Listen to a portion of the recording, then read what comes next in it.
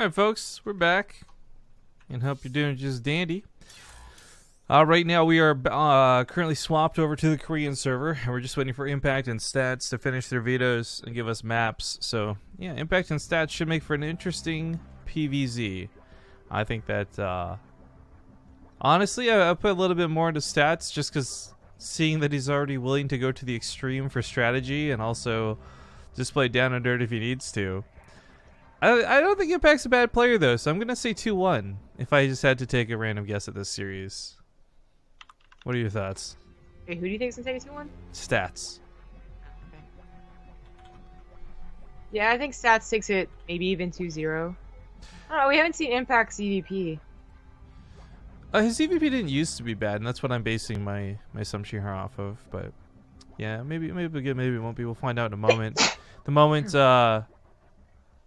first Paladino Terminal, then Belshire, third Newkirk. Okay. Yeah, he messaged me.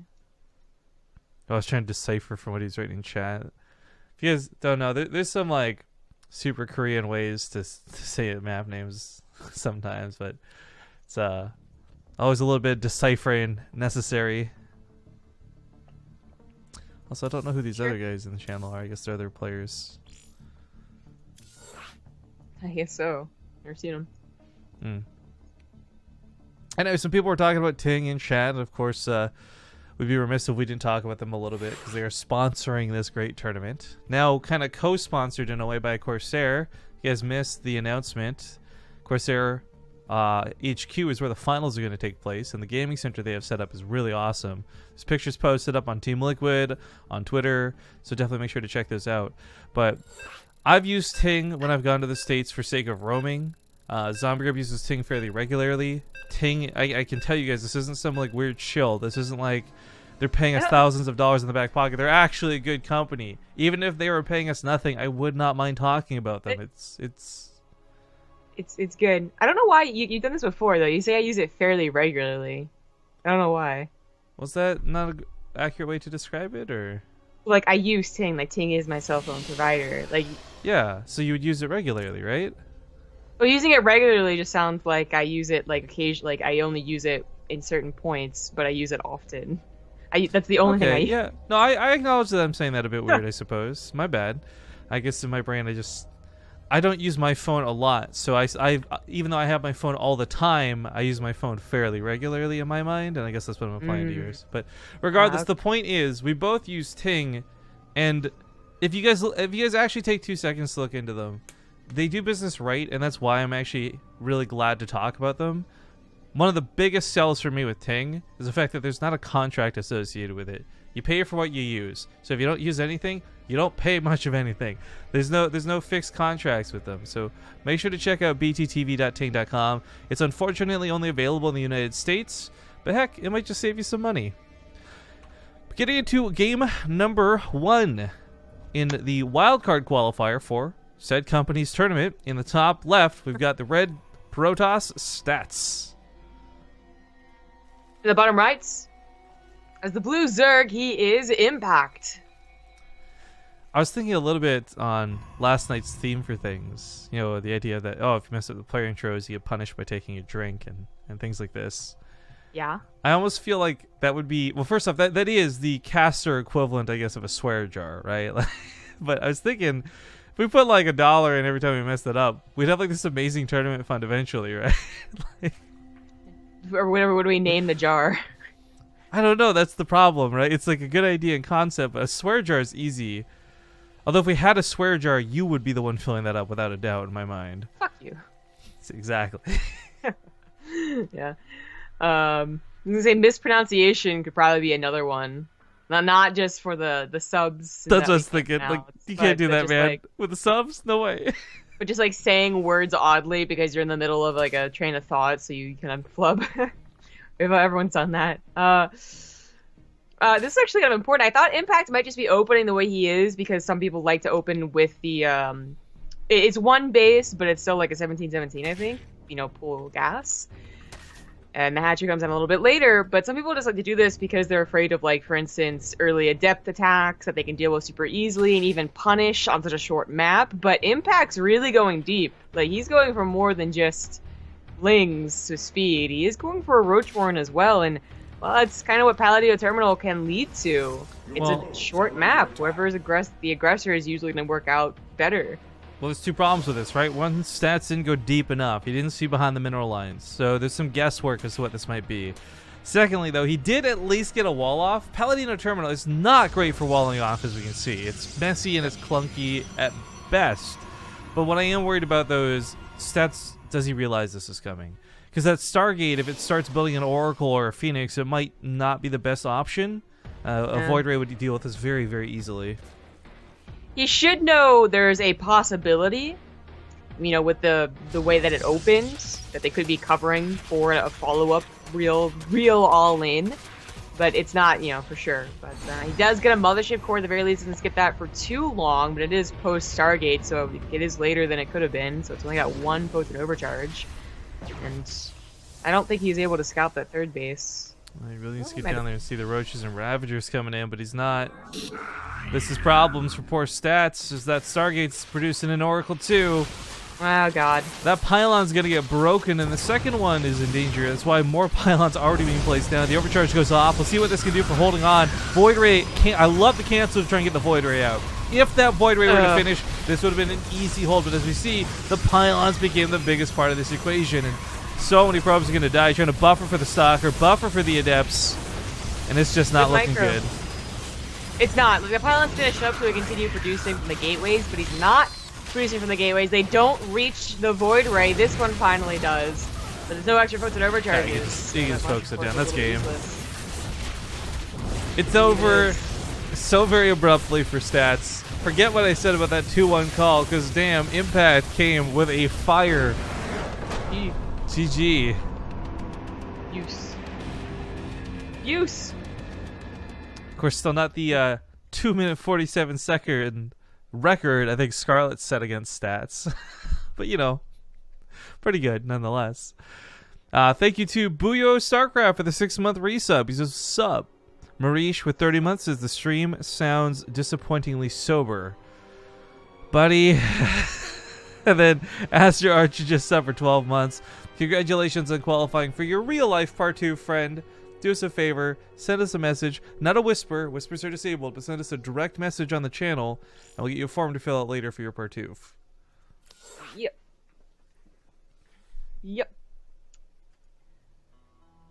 That was a good stretch. Yeah? Like an A+ stretch. Yeah. Let's try to keep my head screwed on. Right. To be honest, this is my focus for today. Okay. So, as we get into this, let's just talk a little bit about what's coming up. As tomorrow is going to be an interesting double day for you base trade fans out there. On one hand, you're actually going to get a little bit of Korean action from No Regret in our Korean team house. He's going to be doing some sort of... I want to classify it as a clan war, but it's not. It's like a house war. Like, hang on, he gave me a list of players who are playing. Let me go look that up real quick. Because it'll be him and Rapid casting an event called Dong Wars. It's going to be a match arena event, and it's going to be Keen, Leenock, Curious, and Alive against Time, Scarlet, Kelzer, and Major. I think it'll be pretty fun. There's some story to it that I'll let him explain, I guess, when we get to it. But also, it's going to be the Corsair Cup, so I hope you guys are having a great Sunday. I hope you're going to enjoy the rest of this TING qualifier, but just that reminder that tomorrow's going to be a double dose of awesome, and we hope to see you guys for as much of it as we can. But spawning in the bottom right for game number 2, he's currently on his last life in the winner's bracket. Feels bad, man. It's stats. The top left has the blue Zerg. He is Impact. Going for the same build, if not a super similar build. 16 or something. That doesn't guarantee that it's going to be a follow-up of Roachworm. No. By the way, I just took a glance at the bracket, too. This is pretty much like, I think B-Lord might be the only non-Korean left at this point. Well, I guess I'm counting the Chinese in with the Koreans, but for the most part, there's no foreigners, generally speaking here. You get Leenock and Lucira. You get Super against either Billowy or Sue. Impact is stats playing here, obviously. Hurricane, Nightmare Hush. Like this, I love the way the bracket looks, to be honest. Who's Zesty? I like that name. It's Zest and it's, Nesty. yeah. Where's Flotch? He probably had some fan fiction that came to life there. Final later. Oh, So this is annoying. Impact did mean to take a base, of course, and Sats taking that is annoying. Impact could totally take the third as his natural, especially if he was planning on going for a third base anyway. But if this was going to be a 2-base all-in follow-up, then Sats just really did screw up his plan. But also maybe incidentally gotten a scout on that too, right? The fact that Impact wasn't willing to move to the third already tells you quite a bit about what his potential plans are. And Stats last game had no idea what was coming. And I think with how quickly the Void Ray was made, like had that just been made immediately, there could have been a very different game. But of course you would need that information, you would need that scouting. So Stats, I don't know how good of a player he is to read something like this, but hopefully he doesn't misread it because Impact does in fact take a third. Yeah. Again, it's not a guarantee that they, if they don't go straight to the third base, it could just be they're not comfortable taking the third base, or they don't mind the gap of the natural, or they think that you're going to block third base anyway, so like why try and go over there? A variety of things. So he should be checking that third base again. Unfortunately, there really is no checking with the Adepts because he knows this for sure, that Impact did go for speed very quickly, and that Adept, if it does, it's going to have to sacrifice itself. And in the early game, that might not be a bad thing if you're both going to be droning and probing or whatever, but you're not, that's really one of the only units you're going to have. You don't have a lot of production as a Protoss player in the early game. And Impact gets like some very quick Baneling nests. This is not field defensive. We'll see what happens. Yeah, okay, there we go. The larva popped, he made 10 lings. And Impact might even be hoping that Stats had scouted the third base to further trick him. Well, Stats did not. Maybe he's preparing accordingly. He does have a couple of units being pumped out right now, more gateways than average, but that being said, I don't know. Like, Banelings have really hit this weird mark in this matchup. Obviously, if you hit the cluster of Adepts, it's really freaking good. But then you watch some people like Neeb just kind of barely split, and all of a sudden Banelings feel like the worst investment of all time. For sure. This wall-off is kind of better than some other ones you'll see on this map. Like, there's a pylon that's probably going to get bust, but there's one right behind it that actually might be fine. Warp gate is done. No force field. The Overcharge takes out several of the Banelings. Only about one gets through here. That might have been worth using on that pylon. He knew that one was going to die, so the other one lives. But it might have been worth. And he's going to plug up that hole before Impact can get more lings in, and he does need more lings. Yeah. The gateway at the front might eventually break. New pylon coming in can have another pylon placed behind it too. I think Impact's just in a lot of trouble, frankly. Yeah. He's gonna try and drone? Nope, not even. He cut a lot of workers to even try to make that happen. So over in a flash, both games 4.5 minutes each. I mean, when I thought that they were matched for each other, I didn't quite mean like this, but yeah, right? Hey, it's 1-1. So we're going to go to a quick commercial break, just 2 minutes, nothing longer. We'll see you guys for game 3 in just a moment. All right, folks, we're coming back, and you heard those beeps because we're already getting into the game. It's Newkirk Precinct coming up next. And it might also be a fast one. Seems like Impact doesn't want to play a macro game. Well, that's maybe a good thing, though. Like, I look at that not because, like, oh, he's such a noob, he can't play a macro game, but I look at that as like, hey, this is Stats you're playing against. You don't really want to let him macro. You don't want to let him get 10 gateways down, you know? Yeah, maybe. I really thought there'd be at least one macro game, and yes, I did think Stats was going to win it, but it's an Impact thought too. Well, folks, we are getting into game number 3. Things are tied up now 1-1. We're still in the winner's bracket. And in the top, or excuse me, bottom left side of the map, there's dollar in the jar. It's Stats. In the bottom right is the blue Zerg. He is Impact. Yo, I think if it was for a good cause like that, I really wouldn't mind having some fun, even though it would cost us personally type thing, like a couple of bucks here and there. A swear jar that's donated to the Children's Cancer Fund. Well, no, a good cause here for me actually means supporting StarCraft, I guess. I would... There's a part of me, we've talked about this before, right? Like, we've had people ask us, like, why don't you guys do charity streams and stuff? And it's always a cool concept, but honestly, like, as good as BaseTradeTV maybe do it, we're still not exactly in a position where we can afford to give a bunch to charity. It's as nice as that would be.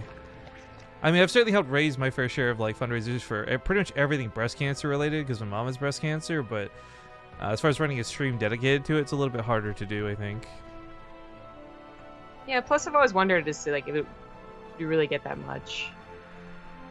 Because I see a lot of other streamers do it, and I mean, like even the ones that I would consider smaller do manage to get like a sizable fund. But I always think like, man, compared to like awesome games done quick, shit. I'll just put my dollar in the jar, I guess. Anyway, the build so far is not lined up to be an all-in, but this could be a trick. I mean, it's something that allows stats to scout and even follow-up scout, as it's not that early speed with early lings. But if stats sees that and figures, okay, then I guess it's going to be a macro game, finally I can play my game that I want to, that might be when Impact still does some type of, even mid-game all-in, you know, would still count. And still be very aggressive.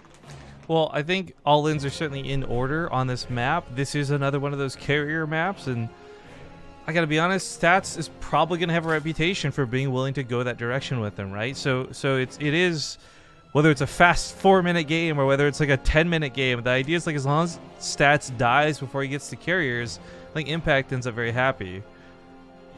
Yeah, carriers. Although Twilight Council says might not go that direction, but this could just be the opener leading into the Stargates later like we saw before. I think for Stats, though, what is scary is, like, well, I do want to think about that ultimate competition, that Golden Armada. He is really good with playing the other aspects of the game, like whether it's Jess Gateway units or whether it's Robo. We've seen some sick Warp Prisms come out of him. Like, Stats is truly a scary player. He didn't get to BlizzCon for nothing. He got a BlizzCon because the system was rigged. Because his race was pretty good. Ha! Am I right, David Kim? Right? Am I right? Yeah. Well, this move out of Stats is a much more classic opening. It's something we're seeing a lot of Protoss players do right now. And just in general should not be something that completely blindsides Impact, but I am worried whether he'll scout this or not. Right now, what he's seen so far at the front is the most basic Protoss opening, and that's it. Well, the gateway coming down like a little bit later.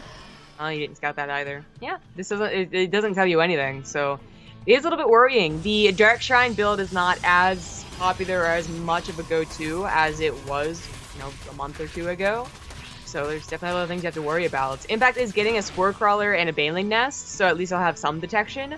But this is a real problem. Like, unless you have a Spore Crawler in every base, there's potential that you just run past the one that does have a Spore Crawler. And even then, sometimes they can just kill the Spore Crawler. It's true. Very true. That lair will not be done to provide an Overseer in case, you know, things get too airy. And Impact Overlord still scouted it. Yeah, but it's close. It's very important he actually heads up just a little bit. This being said, more Spore Crawlers are coming down. There's a bit of paranoia coming into play. And it's fine, though, because Impact looks like he should be okay for this. This won't be at least a walkover easy peasy. But even if you deflect the DTs, this isn't even about the DTs sometimes. It's about the Archons. And the DTs are just kind of like a little bit extra, right? Yeah. Stats in the way that he positioned this was probably hoping it was a little bit of a surprise, because otherwise Protoss really don't care about putting it at the front. But it doesn't matter if it's not a surprise as long as he doesn't lose the Warp Prism. And he only went for 2 DTs as well, which is a little bit surprising. Yeah, like, I think rushing was the option here. Okay, there's the other 2 DTs. Yeah, I guess so. It only, no, he does have 4 gateways. Well, I don't know. It's a pretty fast third base on location, and Impact really can't do very much about that. Well, he's gonna try to though. So this, by the way, I like the Spire for a lot of different reasons here. One is they'll shut down the Warp Prism, guaranteed. But more importantly, that harassment going across the map will get behind the walls where Lings and Mainlings can't. Well, the Archons can take the Banelings. I think Stats preferred that. Yeah, that actually may have been a better trade for Stats than he even expected. But Warp Prism getting a little bit low, kind of scary. Queens, of course, have quite the range on them. Pretty good. Whoa, I'm just having a moment here. What's got more range? Queen shooting air or Warp Prism's picking up? Tearing things, am I right? Oh. Okay. This Warp Prism would love to scout the Spire, but it's not going to be getting close. Spire's in the back of the natural, so that might just not go scouted. And you see Banelings, you see Roaches, you might just figure they're going to add on Routers and Banelings. It's very true, because back at home, what's he doing but making Immortals and frankly, not a lot of anti-air, which is worrisome. There's no Stargate to quickly swap into. It's Zealots with charge. It's not going to be a lot of Stalkers, so... Stats actually might... You know, that's a good call. He might be in a lot of trouble not seeing these mutas coming. He might just be. I mean, there's a... You can kind of follow up this build with any Templar, or rather Twilight Council tag, like Blink, Charge, or even Resonating Glaives, and Immortals usually too, but he happens to choose the Charge option. Resonating Glaives would have been much better, and the only thing he can really hope to do is warp in Stalkers that don't have Blink, that at least have +1, and kind of hit Impact before his meta count gets too high. And that is still a possibility, but he's got to warp in Stalkers, like maybe not with this warp in, but definitely the next one. And he doesn't. I mean, getting more Archons isn't a bad thing either, but Bacon Hero, you're True. a son of a bitch. How dare you? Gives us 1,000 bits to say BaseTradeTV charity will be a real thing one day, just like Rifkin drops Kappa. Uh-oh. So he sees the mutas, the Archons are able to deal with those, and he is going to start warping in Stalkers from here on out. Looks like it's going to be too good of a push. Impact did not have enough of a swell of mutas. You know, like 7 is kind of a weak noodle. Well, you know what? They take out the War Prison, though, so mission accomplished in that regard. But yeah, fighting the Stalkers in the back line's not working. Fighting the Immortals in the front line's not working. And Impact's already running out of steam. Well, he's flooding Lings, though, and they do have a +1. Without charge lots, yeah, Sats has to make sure to be in a very good position. And now he's going to try and retreat, which is a little bit dangerous. Oh, actually, yeah, that Intriguing Snipe was huge. He at least had energy for Force Fields, which was staying power, but as you can see, now gone. Not a lot of mutas left, but you know what? Maneuverability is a problem for stats, so chasing these mutas with the Archon's not really an option. Overcharges just barely don't reach it between the two! Just go ahead and kill that one muta that's really low. Nope. Alright. That's fine. Stats didn't fully retreat, by the way. Impact was still building units, though, so I think he doesn't have... I don't think Stats actually has an opportunity to end the game, but he might. More Archons are coming in. There's still all those Immortals he saved, and the mutas did not... They weren't remade, so it is all about the ground army. Stats is like a sandwich where you've got chicken instead of bread, because he's double downing. A meat witch. That way, like, Chasey Jordan was like... Anyway. Archons actually are very important to keep alive because he doesn't have any Stalkers. He's got to get one more hit on those mutas. Damn. But GG's get called. Rifkin's call was correct. A 2-1 for Stats. Okay. Very nicely done out of the Korean Protoss. Yeah. Thanks to Battle Dragon, which I miss as Butt Dragon. Butt Dragon 64. He's up. Butt Dragon 69. You ever do a 96? Nope. Just rub butts on the back of one another. All right, so that sends Stats to play against Curious, actually. I think that's what you said Lee 1 prior Pyo was, right? Correct. I wouldn't mind following to that. At the same time, though, if Sue and Super haven't started, I would definitely like to see some Sue, but I think they've already played their games, or started to.